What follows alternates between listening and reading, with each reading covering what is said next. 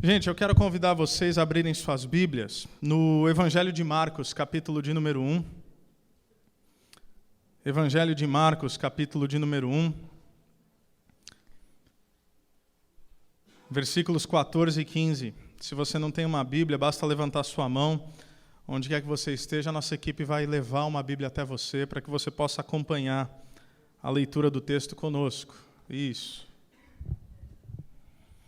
Evangelho de Marcos, capítulo de número 1, versículos 14 e 15. Nós queremos falar hoje sobre Evangelho, a mensagem da missão. Marcos 1, versículos 14 e 15. A palavra de Deus diz assim: Depois que João foi preso, Jesus foi para a Galiléia, proclamando as boas novas de Deus.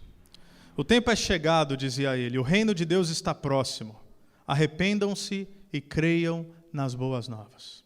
Vamos orar?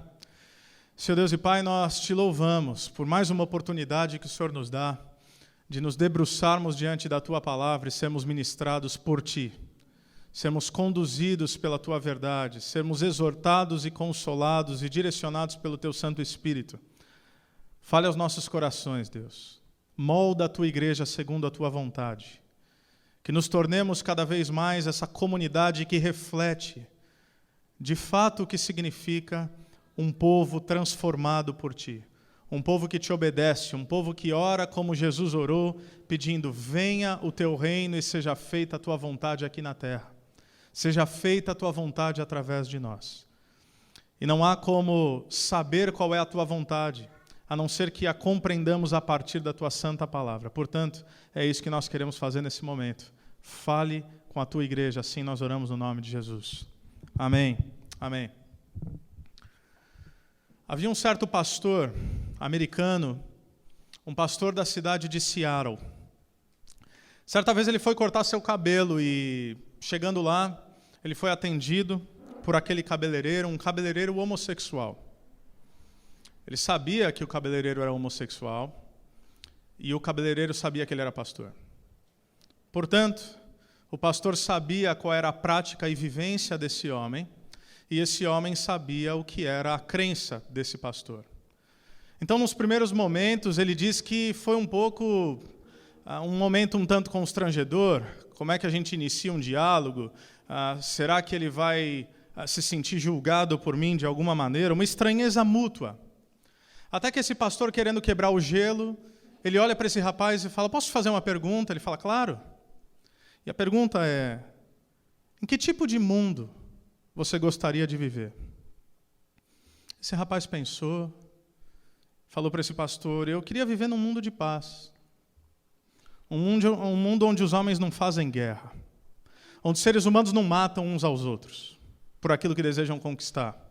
Eu queria viver num mundo onde reina a justiça, onde não tem pessoas miseráveis, onde todos possam ser supridos nas suas necessidades básicas, um mundo onde criança não morre de fome.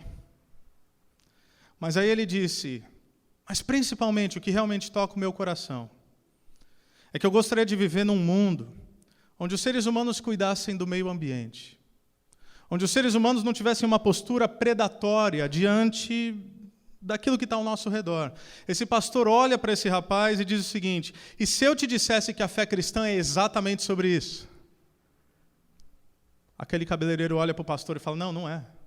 E o pastor fala, é claro que é. Ele fala, não, tudo que eu ouvi da fé de vocês, tudo que eu ouvi da fé cristã tem a ver com se converter a Jesus e ir para o céu depois que morrer. É isso que é a fé de vocês. E esse pastor diz, não. É verdade que muitos cristãos pensam que a fé cristã se resume nisso, mas não é nisso que se resume a fé cristã. Na verdade, é que Deus criou um mundo perfeito, esse pastor disse. Um mundo onde reinava a paz e a justiça e um mundo onde não havia desigualdade. Deus colocou o homem em um jardim e pediu que ele cuidasse desse jardim, que ele cultivasse esse jardim. Ele pediu que os seres humanos não explorassem de modo predatório a criação, mas desenvolvessem a criação. Agissem de modo a fazer florescer a criação. Ele perguntou, então, por que o mundo é assim se Deus criou o mundo perfeito? E esse pastor disse, o mundo como nós conhecemos hoje só é do jeito que é por causa da rebelião humana contra Deus. Porque ao invés de se render ao seu Criador, os seres humanos resolveram se render às suas próprias vontades. Mas a Bíblia conta uma longa história, esse pastor disse. Uma história onde Deus promete restaurar a sua criação.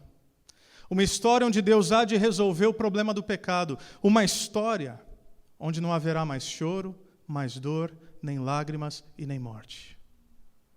E ele disse, e o centro dessa longa história é uma pessoa, é Jesus, é o Cristo. Porque na morte e na ressurreição de Jesus, ele resolveu o problema do pecado. E quando ele voltar, no dia em que ele voltar, ele vai curar o mundo por completo. Ele irá redimir a sua criação. E esse pastor, no livro que ele escreve, diz que esse cabeleireiro, no final do expediente, volta para sua casa, olha para o seu parceiro e diz, domingo a gente vai para a igreja. O parceiro dele olhou para ele e falou, como assim a gente vai para a igreja? Você está louco? Que tipo de igreja você está falando? Ele falou, não, igreja evangélica. Nós vamos domingo para a igreja. Ele falou, por que nós vamos para a igreja? E sabe o que ele respondeu? Ele disse, porque hoje veio um pastor lá no salão e pela primeira vez ele me deu boas notícias. Pela primeira vez ele me falou algo sobre a fé cristã que faça sentido. Pela primeira vez ele propôs para mim que o objetivo de Deus é criar um mundo exatamente como eu sonhei que fosse. Domingo a gente vai para a igreja. E ele foi. Não só um domingo, mas por vários outros. E começou um processo de transformação na sua vida. Meus irmãos, evangelho significa boas notícias. E essas são as boas notícias que Jesus traz aqui em Marcos, capítulo 1, versículo 15. Quando Jesus diz, eu trago boas notícias. Arrependam-se, mudem de mente. O reino está diante de vocês, eu trago boas notícias. É disso que Jesus está falando aqui.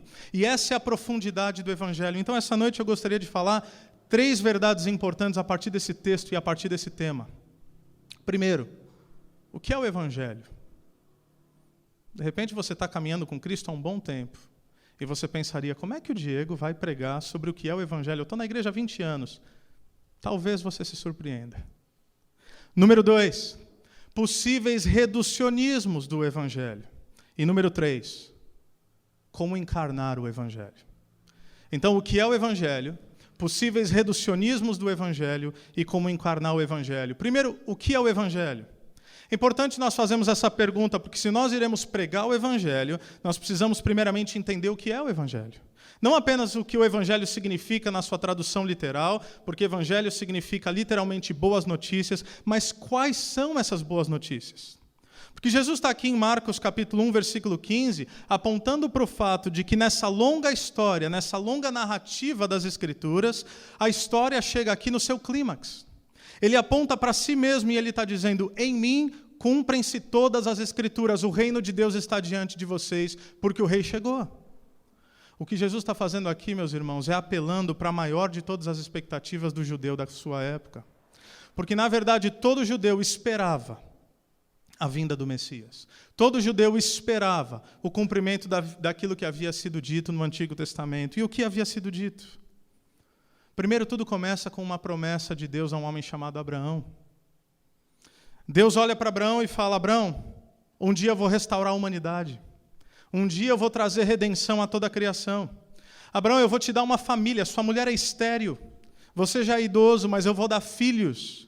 Tantos filhos e tantos descendentes que você não vai poder contar. É como as estrelas do céu e como a areia do mar.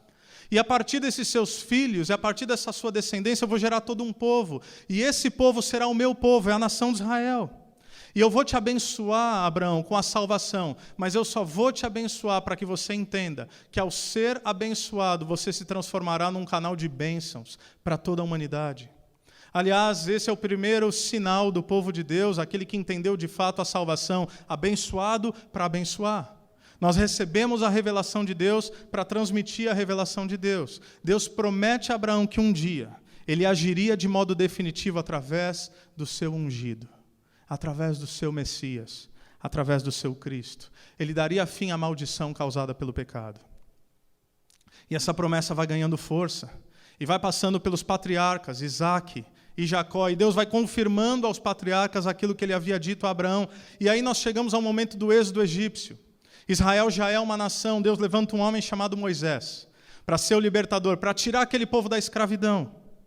Um povo que é liberto pela mão forte do próprio Deus. E note, Israel não fez nada, absolutamente nada, para merecer a sua libertação.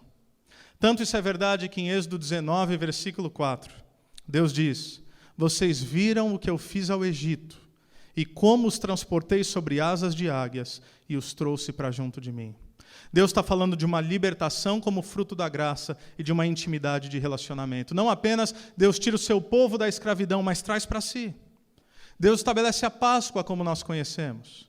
Páscoa, que é esse ritual de passagem da escravidão à libertação. A libertação pela graça mediante a fé, através do sacrifício de um cordeiro. Deus falou para o seu povo: matem um cordeiro, pegue o seu sangue, coloque sobre os umbrais das portas. Ou seja, essa figura, desde o início, de que pela graça, mediante a fé, através do sangue do cordeiro sobre um pedaço de madeira, a libertação e a redenção viriam. Somente depois de libertar o seu povo, Deus ensina como eles devem a viver.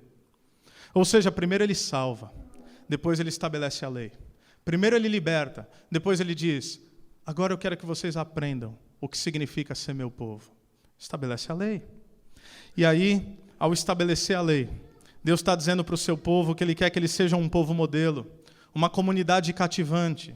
Deus está dizendo que a partir da vida e da obra da nação de Israel, outros povos e outras nações deveriam ser atraídos para um relacionamento com esse Deus. A expectativa continua aumentando, vem o tempo dos juízes. E Israel vivencia na pele o que significa obedecer e desobedecer a Deus. Todo momento que eles obedeciam a Deus, eles viviam um momento de paz e de bênçãos. Todos os momentos que eles desobedeciam a Deus, eles acarretavam sobre si mesmos as consequências dessa rebelião. E Deus ia levantando, vez após vez, juízes, libertadores, gente que vai tirar o seu povo do caos, apontando para aquele que um dia, de fato, haveria de vir. Nós chegamos ao tempo dos reis, e o primeiro rei de Israel é o rei Saul, um rei escolhido segundo os padrões humanos, mas o segundo rei de Israel se chama Davi, um homem segundo o coração de Deus. Enquanto Saul tinha todo o estereótipo de rei, Davi era um rei improvável. Mas é esse tipo de rei que Deus escolhe. E diante de Davi, Deus faz uma outra promessa. Não apenas confirma o que ele havia dito a Abraão, mas ele diz para Davi o seguinte: Davi, um dia virá um outro rei, e ele vai se sentar no trono. E o seu reino é de justiça e de paz, e o seu reino será estabelecido para sempre. E tanto Davi quanto tantos outros judeus começam a escrever cânticos e orações através do livro de Salmos.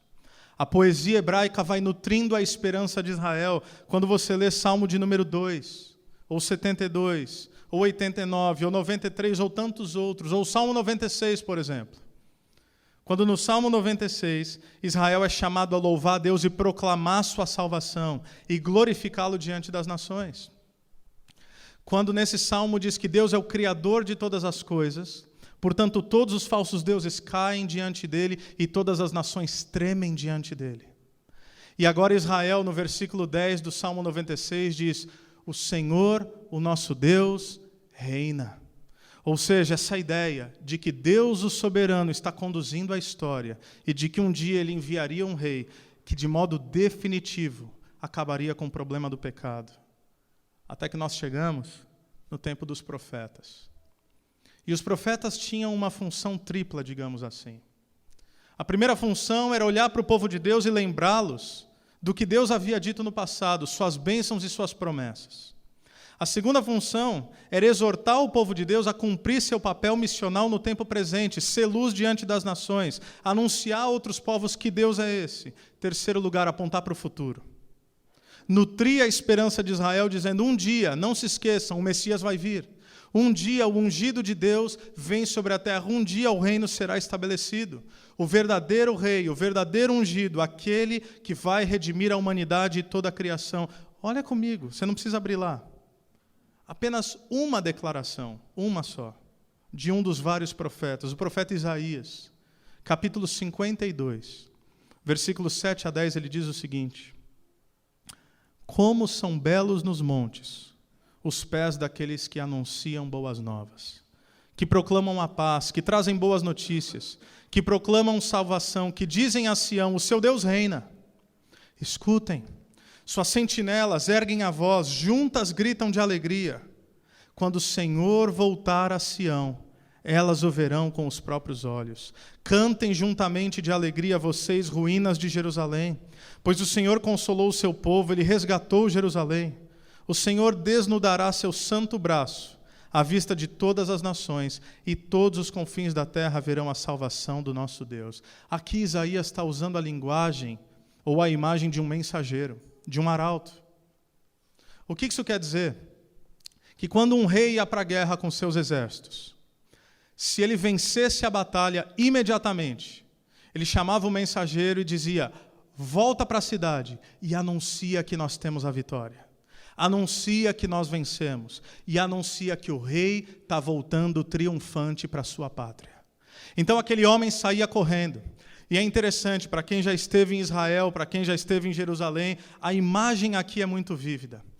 Até você chegar em Jerusalém, você tem diferentes colinas. E dependendo do lado pelo qual você chega, você passa um grande declive, um grande declínio, e você sobe. E quando você sobe ali, você começa a enxergar o Monte Sião. Você começa a enxergar onde a cidade de Jerusalém ficaria naquela época. O que significava isso? Que as sentinelas ficavam aguardando. Enquanto havia guerra, havia expectativa. E eles se perguntavam: será que o mensageiro vem? Ou será que os exércitos inimigos vão nos atacar? E quando eles viam, lá no horizonte, ao longe, um homem chegando, e eles identificavam quem era aquele homem, e aquele homem gritaria: boas notícias! O rei está voltando. Boas notícias, o rei triunfou. Boas notícias, nós vencemos a batalha. Quando aquele mensageiro entregava essa mensagem, toda a cidade, todo o país irrompia em alegria, porque eles sabiam exatamente o que aquilo significava. Eu me lembro do dia 15 de fevereiro de 2017. Se eu falar para você sobre o dia 15 de fevereiro de 2017, para você não significa nada, para mim e para minha esposa significam tudo. Porque no dia 15 de fevereiro estávamos eu, minha esposa, o Noah, meu sogro e minha sogra lá em casa. Havia uma expectativa na nossa mente e no nosso coração. A Aline havia chegado ao 9º mês de gestação. Ela olha para mim e fala: Diego, eu acho que eu estou com contrações. Eu acho que chegou a hora. A bolsa não havia estourado ainda, mas a gente sabia que era a hora de ir para o hospital. Nós nos preparamos para esse momento, nós havíamos pensado, nós havíamos planejado. Diferente do nascimento do Noah, onde a gente marcou a cesárea, nesse segundo bebê, na segunda gestação, a Aline optou e nós optamos, eu digo mais ela porque, por razões óbvias, quem sofreria o trabalho de parto, digamos assim, seria ela. E nós optamos por um parto normal, ou seja, nós sabemos mais ou menos quando vem, mas não exatamente. Nós vamos para o hospital. Nós chegamos lá, a doutora examina a Aline e ela fala: realmente, começou. Agora a gente vai aguardar a evolução. A dilatação começa a aumentar. Ela entra em trabalho de parto ativo. Chegou a hora. Nós nos preparamos para aquele momento. Existe expectativa. Existe envolvimento emocional, existe aguardo. Tudo que nós estamos esperando agora é que aquilo que nós aguardamos por 9 meses, de fato aconteça. E ela chega à dilatação plena, já estamos algumas horas ali em trabalho de parto, eu, a Aline, a doutora, o doutor Laércio, que é um grande amigo da família, médico ali, pediatra, aguardando também. Até que a doutora chega para a gente. Uma profissional fantástica e um ser humano incrível. E ela fala: eu tenho uma notícia. Estava tudo bem até aqui. E o Gael continua bem. Mas agora a gente vai ter que tomar uma decisão. Porque ele está entrando em sofrimento fetal. Então nós não podemos esperar mais. Não está evoluindo, não está avançando, não está saindo. A gente tem que tirar ele daí para o bem dele. E para o bem da mãe. A Aline começa a chorar emocionada porque ela sonhou com aquele momento. Ela sonhou com a ideia do trabalho de parto. Ela sonhou com o protagonismo no momento do parto. Mas, obviamente, nós entendemos que naquele momento uma decisão precisava ser tomada. E nós tomamos essa decisão. A gente vai para uma outra sala, ela senta com contrações, com dores, vem anestesista. E, rapidamente, a doutora, com enorme eficiência e com toda a sua equipe, tira o Gael dali. Diferente do Noah, que nasceu quietinho, que já era um presságio, o Gael, escandaloso desde o seu primeiro segundo de vida, ele grita. Mas eu preciso ouvir. Não é apenas meu filho gritando, eu preciso ouvir. O que é que todo pai e toda mãe precisam ouvir naquele momento? Qual é a pergunta óbvia que a gente faz, ainda mais diante de uma situação dessa? Doutora, ele está bem. E aí ela nos dá a boa notícia. Ele está ótimo, ele está saudável, ele está perfeito. Por que eu contei essa história? À luz de toda essa grande história. Porque tudo o que qualquer ser humano deseja é receber boas notícias. Não importam as adversidades, não importam as dificuldades, sempre nós precisamos receber boas notícias. Nós esperamos por isso, nem sempre elas vêm. Mas o que Jesus Cristo está falando aqui é que Ele tem a melhor notícia do universo. E somente quando nós compreendemos tudo isso, toda a lógica do Antigo Testamento até a chegada de Jesus, apenas então nós compreendemos a magnitude da declaração de Cristo aqui. Então, a primeira pergunta, o que é Evangelho? Eu vou resumir para você em um parágrafo o que é o Evangelho, minha definição. O Evangelho é a boa notícia de que através da morte e ressurreição de Jesus Cristo, Deus agiu de modo definitivo na história, a fim de reconciliar consigo um povo por sua graça e renovar toda a criação para a sua glória. O que é o Evangelho? É a morte e ressurreição de Jesus Cristo que traz salvação aos homens e redenção à criação. Isso é o Evangelho. Qualquer coisa menor do que isso é uma redução do Evangelho, que nos leva ao nosso segundo ponto. Se nós não compreendermos o que é o Evangelho, nós iremos reduzir o Evangelho. Isso afeta a nossa vida e afeta o nosso testemunho. Por exemplo, o que o Evangelho não é? Qual é um reducionismo possível do Evangelho? O Evangelho não é nem moralidade, nem libertinagem. Nas palavras do Timothy Keller, o Evangelho não é religião e nem irreligião. O que eu quero dizer com isso? O que eu quero dizer é que eu e você e todo ser humano tem uma tendência aos extremos. Ou você tem uma tendência ao legalismo, isso é, achar que você pode fazer algo para merecer a salvação. Achar que Deus te escolheu porque você é bom. Achar que pela tua virtude e pela tua conduta moral você merece um pouco mais a salvação. Olhar para os seus irmãos e olhar para o seu próximo e julgá-lo como se ele fosse inferior a você, isso não é evangelho, isso é moralidade. Se você acha que você será salvo porque você é uma boa pessoa, você não entendeu o Evangelho. Porque é possível ser uma boa pessoa, moralmente falando, sem Deus.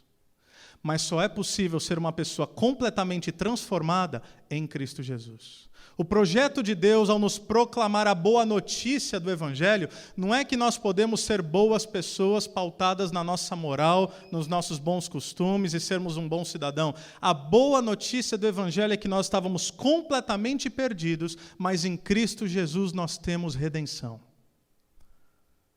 Portanto, o Evangelho não é moralismo. Eu entendo que Deus fez tudo o que precisava ser feito e tudo o que eu não podia fazer. Que eu estava morto nas minhas transgressões e pecados. E o Evangelho é exatamente essa realidade de que Deus fez o necessário para a minha salvação, sem que eu tivesse feito absolutamente nada. Mas, Diego, não é necessário que eu creia? Sim, mas até a fé que nos é dada para crer é fruto da graça de Deus. Um morto espiritualmente não crê. Um doente pode crer, mas a Bíblia não fala que nós estávamos doentes. A Bíblia fala que a gente estava morto. Portanto, não combina com o Evangelho o senso de justiça própria. Não combina com o Evangelho uma postura de superioridade. Não combina com o Evangelho a atitude judiciosa. Mas o outro extremo também não é Evangelho. Ok, então se eu não precisava fazer nada e Deus fez tudo, agora eu posso viver da maneira como eu quero. Não, porque isso também não é Evangelho. Porque se o Evangelho não é moralismo, se o Evangelho não é moralidade, o Evangelho também não é libertinagem. Se é verdade que eu não fiz nada para merecer a salvação, é verdade também que uma vez tendo recebido a salvação, agora eu vivo em gratidão a esse Deus que tudo fez por mim. Nós sempre temos uma tendência. Você sempre vai lutar ou com o legalismo, ou com o liberalismo. Você sempre vai lutar achando que você precisa fazer mais para merecer o amor de Deus. Ou que não importa o que você faça, você nunca vai ser amado. São esses anseios e essas angústias do nosso coração. E o Evangelho diz o seguinte para nós: nós nunca fomos tão pecadores, ao mesmo tempo, nós nunca fomos tão amados. O Evangelho nos diz o seguinte: você não fez absolutamente nada para merecer a salvação, mas Deus te escolheu. Agora, portanto, viva com dignidade, com coerência diante da graça que lhe foi dada. Porque se você mostrar a moralidade da lei, mas não mostrar a inabilidade da lei em nos salvar, você vai falhar. Você vai viver culpado, você vai viver envergonhado, porque você sabe qual é o padrão de Deus e você sabe que você nunca vai alcançar esse padrão. E aí você pode tentar se iludir achando que alcançou, quando no fundo você sabe que ninguém alcança a não ser Jesus Cristo. Portanto, o Evangelho só pode ser vivido a partir do poder do Espírito Santo em Cristo Jesus. Por outro lado, um missiólogo canadense chamado Michael Gorin diria o seguinte: a graça não apenas muda nosso status diante de Deus, de culpados para inocentes. A graça também nos capacita e nos empodera a sermos mais e mais transformados à imagem de Deus através de uma obediência crescente. Deus sempre concede em graça o que Ele exige.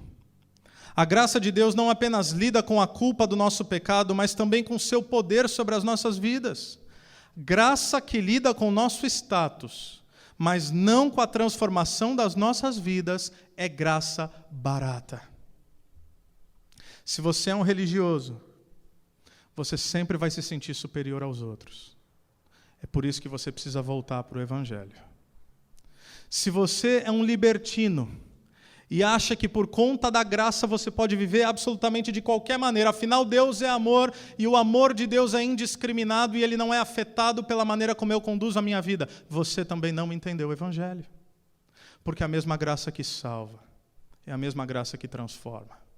O mesmo amor que veio sobre mim quando eu estava morto espiritualmente é o mesmo amor que me sustenta dia após dia para que eu viva uma vida agradável ao meu Deus.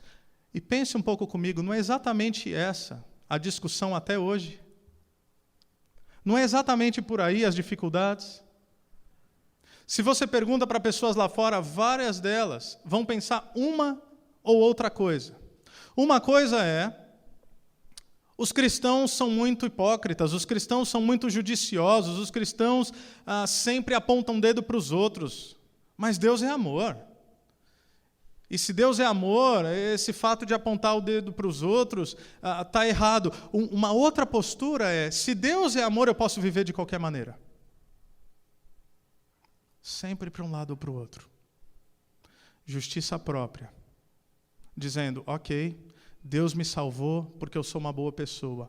Ou condescendência com o pecado, dizendo: já que Deus me salvou, eu posso conduzir a minha experiência de vida da maneira que eu bem entender e não necessariamente de acordo com a palavra de Deus. Volte para o Evangelho. Nós precisamos voltar para a centralidade do Evangelho.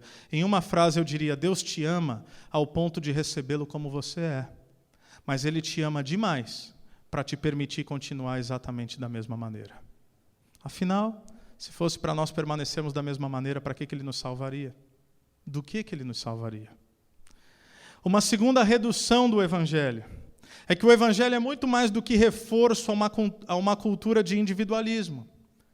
E o que eu quero dizer com isso é que nos últimos séculos uma das maiores ênfases do Evangelho tem sido, e não se assuste, porque eu vou explicar, tem sido sobre cruz, substituição penal, indivíduo e céu. Basicamente o que eu quero dizer com isso é: eu ousaria dizer que mais de 90% de vocês, ao ouvirem pela primeira vez o Evangelho, ouviram a seguinte frase: Jesus morreu na cruz por você para perdoar os seus pecados e te levar um dia para o céu.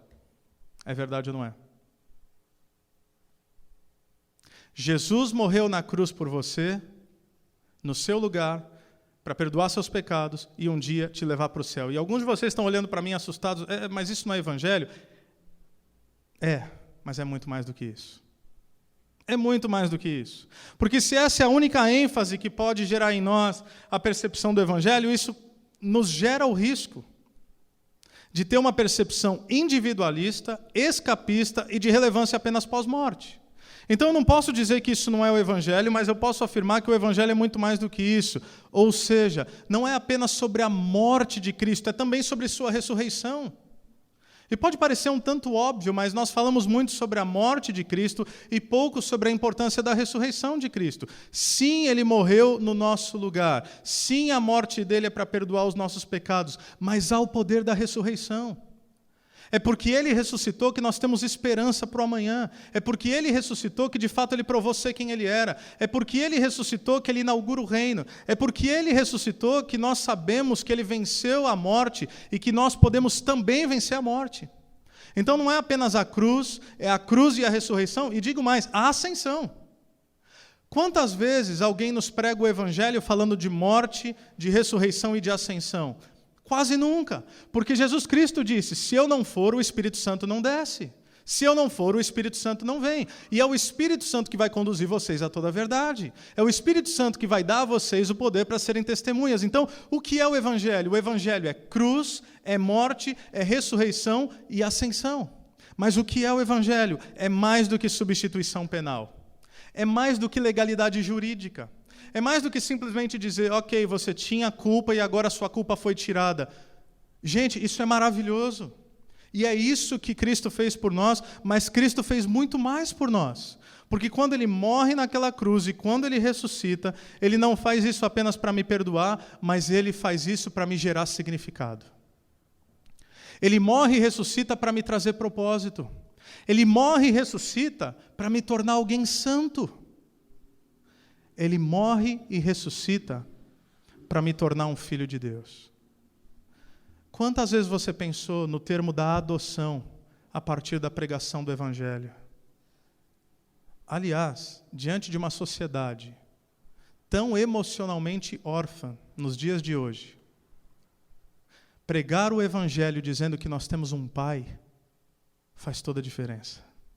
Porque nenhuma outra religião apresenta Deus como Pai. Apresenta Deus como uma divindade distante, como um profeta, como um ser que não se compadece daqueles que são os seus fiéis. Não, em Jesus Cristo nós aprendemos pelo Espírito Santo da adoção a chamar o nosso Deus de Abba Pai, de paizinho. Isso fala de intimidade. É como a parábola do filho pródigo. Ele gasta todo o seu dinheiro em festa, prostituta e tudo mais, e aí ele se dá conta de que ele deveria voltar para a casa do Pai, que é uma representação de Deus. E ele faz uma oração. Que oração é essa? Pai, pequei contra o céu e contra ti, não sou mais digno de ser chamado teu filho, me aceita como um dos teus empregados, como um dos teus escravos. Ele ensaia essa oração, ele chega diante do Pai, ele faz essa oração. E o que o Pai faz? Perdoa o seu filho e para por aí? Não. Ele perdoa o seu filho, mas ele fala, traz um anel para ele. Troca a roupa dele. Coloca um calçado. Chama o camarada do cartório, bota ele no testamento de novo. Pega o novilho gordo, o melhor, e mata. A gente vai fazer uma festa. Podem parecer pequenos ajustes, mas isso ganha profundamente o nosso coração. Jesus não nos libertou da escravidão, tirando nossa culpa, para nos deixar viver por nós mesmos. Não, Ele nos trouxe para si, Ele nos trouxe para a família, Ele nos fez filhos de Deus. E uma outra coisa. Salvação não tem apenas a ver com o céu. Para algum de vocês, isso pode soar novo. Quase absurdo. Não tem apenas a ver com o céu. E deixa eu te dizer a importância de entender isso, para nós vivermos o Evangelho, para nós pregarmos o Evangelho. Sim, nós desejamos a eternidade, sim, nós desejamos o céu, sim, nós desejamos a presença de Deus, mas é mais que desejar apenas o céu, é amar o mundo que Deus amou. Porque eu conheço cristãos que estão tão ocupados com o céu que esquecem o hoje. que pensam que a fé cristã, tal como aquele cabeleireiro pensava, diz respeito a ter um momento de conversão e esperar morrer. Acham que ser salvo diz respeito a morrer e ir para um outro lugar. Não, ser salvo é ser como Cristo hoje. O Evangelho nos traz significado na nossa história hoje. É mais do que ansiar apenas pelo retorno de Cristo, e claro que nós ansiamos pelo retorno de Cristo, mas é porque sabemos que Ele está voltando, nós anunciamos hoje que Ele está voltando. É mais do que esperar morrer, é viver hoje a vida plena em Jesus Cristo. E não é à toa que Jesus aqui em Marcos 1,15 diz: o reino dos céus chegou. O reino dos céus está diante de vocês. O que Jesus está dizendo? Não precisa esperar a sua morte para experimentar a plenitude de vida com Deus. Você pode viver a vida do reino hoje. Sua vida pode ser restaurada hoje. Seus relacionamentos podem ser ressignificados hoje. A sua culpa pode ser tirada hoje. Você pode viver milagres hoje. O seu casamento pode ser saudável hoje. A sua casa pode ser plena hoje. Você pode anunciar que hoje Deus está agindo na humanidade. E que um dia Ele irá curar o mundo por completo. Se nós pensarmos apenas em algumas imagens do Evangelho, um Evangelho que é só para mim, e é só depois da morte, isso compromete profundamente a nossa missão aqui na Terra.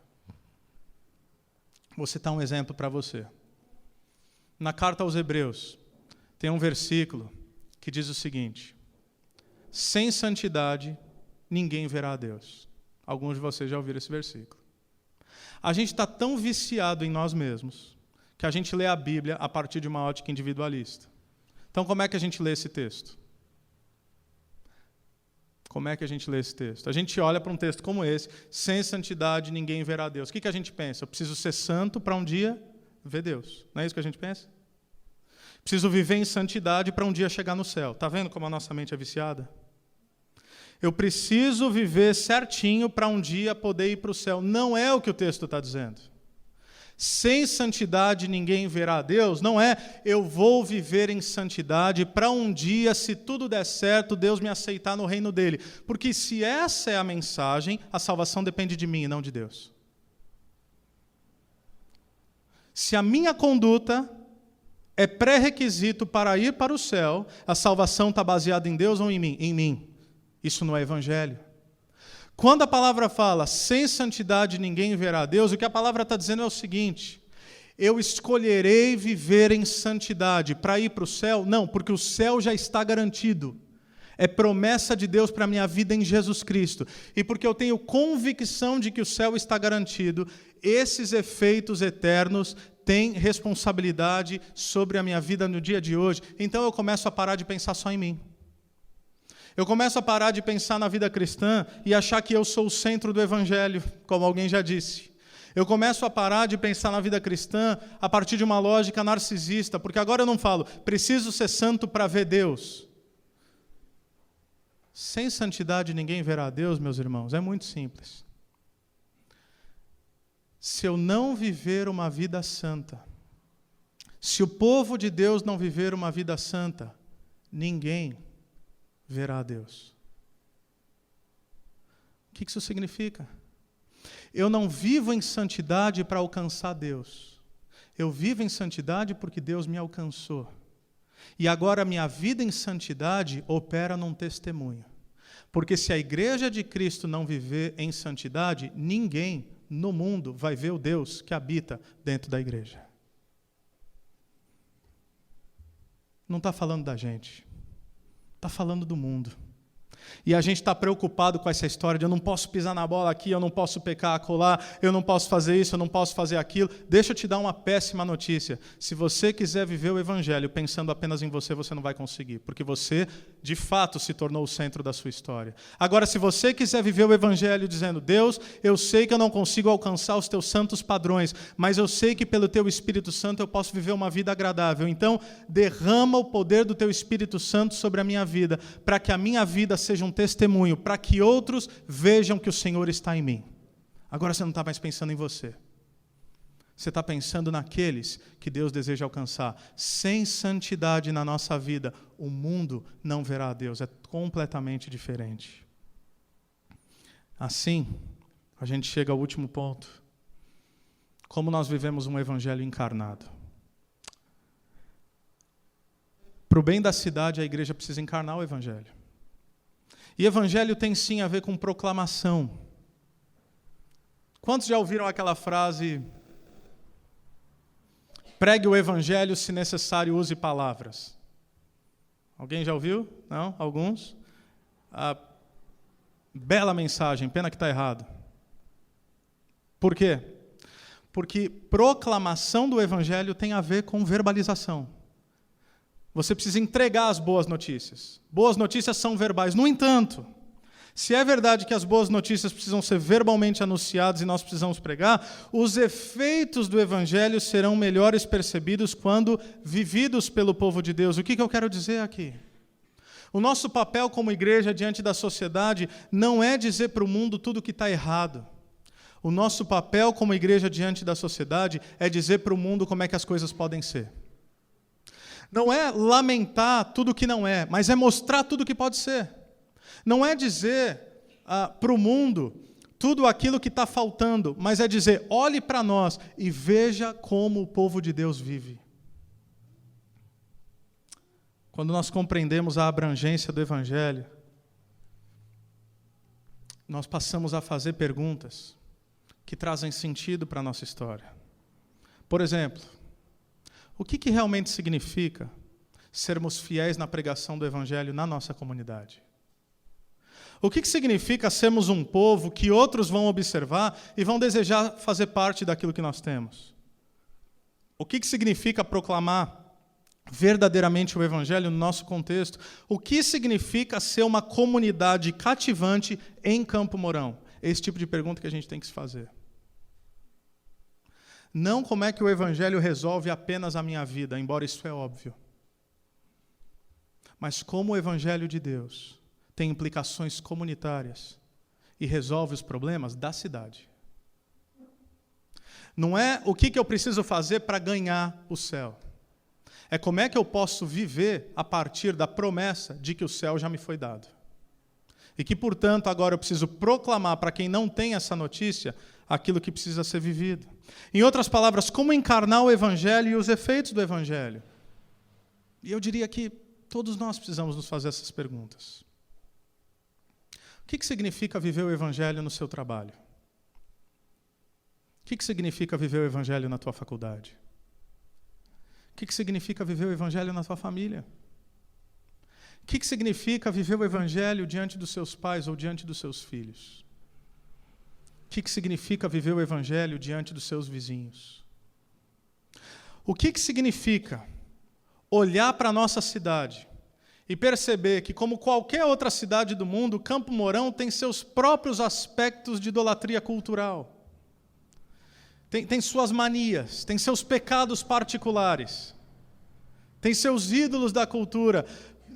O que na nossa cidade está em confronto com o evangelho? E o que nós, como igreja, podemos fazer diante disso? Eu vou falar melhor sobre isso na nossa última mensagem da série, mas eu não tenho essas respostas, não tenho todas essas respostas, e nós precisamos pensar juntos. Mas eu gostaria de sugerir algumas coisas, de como é que nós podemos encarnar o evangelho no contexto da nossa cidade. Quem sabe é sermos um povo caloroso e hospitaleiro em meio a uma cultura individualista.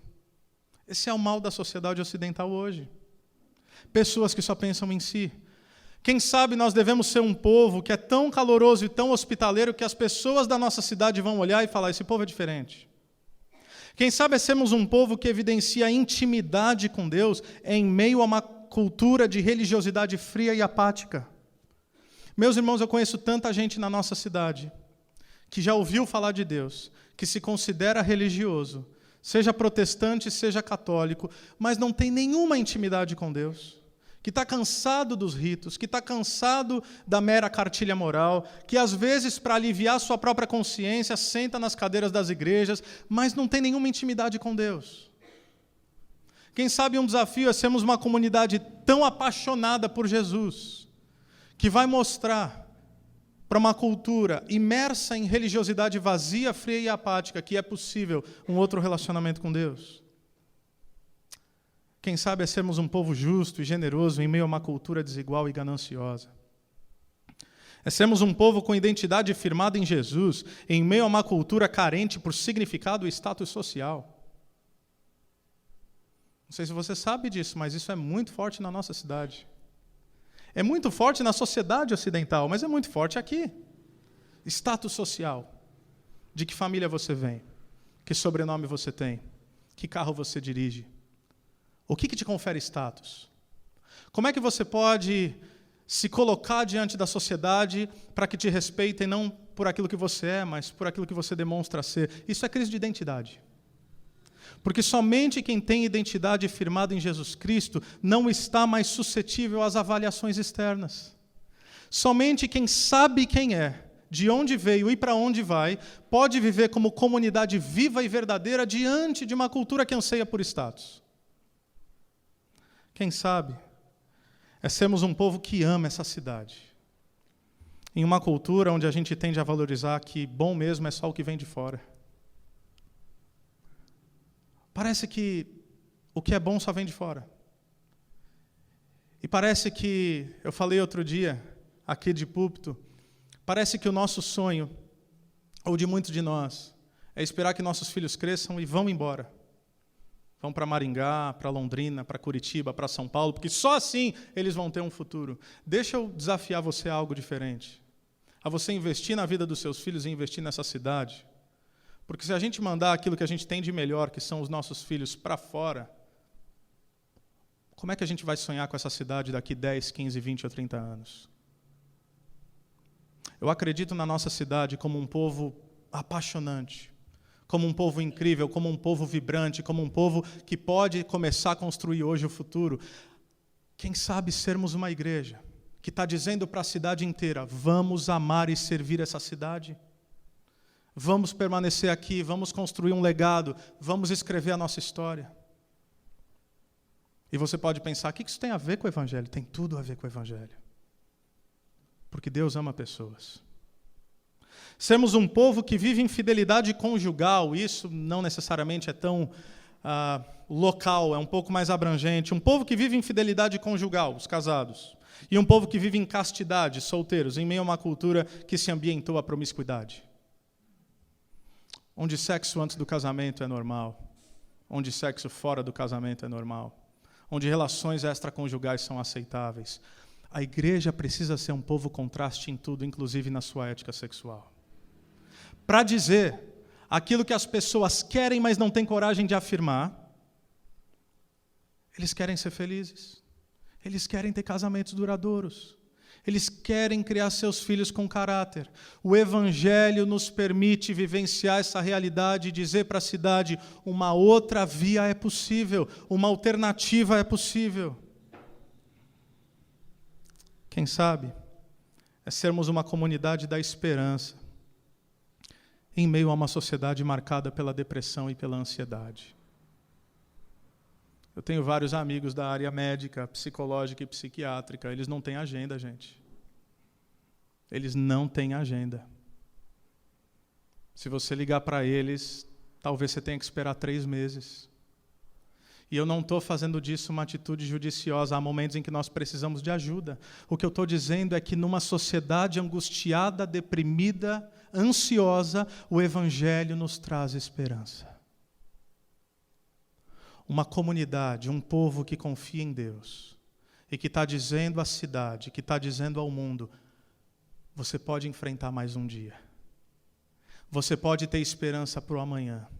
Porque em Deus, não apenas essa vida, mas a sua eternidade pode ser garantida. Por fim, quem sabe sermos um povo autêntico, real, relacional, em meio a uma cultura de contatos virtuais. As pessoas não se falam mais. Quem sabe quantas vezes você sai de um culto e você fala, vamos sair para comer alguma coisa. E aí todo mundo se junta ao redor da mesa para ficar no celular. E eu preciso ser honesto, por tantas vezes eu sou culpado disso também. Você falou, é verdade? É minha esposa, senhoras e senhores. E é verdade mesmo. A gente precisa olhar no olho. A gente precisa se abraçar. E o Evangelho nos carrega de sentido e de vitalidade e de transparência. Ou seja, o que eu estou tentando dizer? O que eu estou tentando dizer é que o chamado de Jesus para nós, o seu povo, é: vão e se espalhem pela cidade. Preguem que eu morri, preguem que eu ressuscitei, preguem que eu irei voltar para curar o mundo. Diga a todos que eu estou renovando todas as coisas. Vão por todos os cantos, porque vocês são o povo das boas notícias. Essa é a nossa missão. Essa é a pregação do Evangelho. É sermos uma comunidade alternativa diante do caos da cidade. É vivermos oferecendo um jardim, tal como o do Éden, no meio da Babilônia. É oferecer um ambiente de descanso e de refrigério em meio ao caos da cidade. É ser uma cidade sobre o monte. Um povo em meio a outro povo que oferece uma referência, dizendo: nós só somos assim porque Deus entrou na nossa história e transformou nossas vidas. Ele redimiu as nossas vidas. Ele mudou o nosso testemunho. Essa é a minha oração para nós.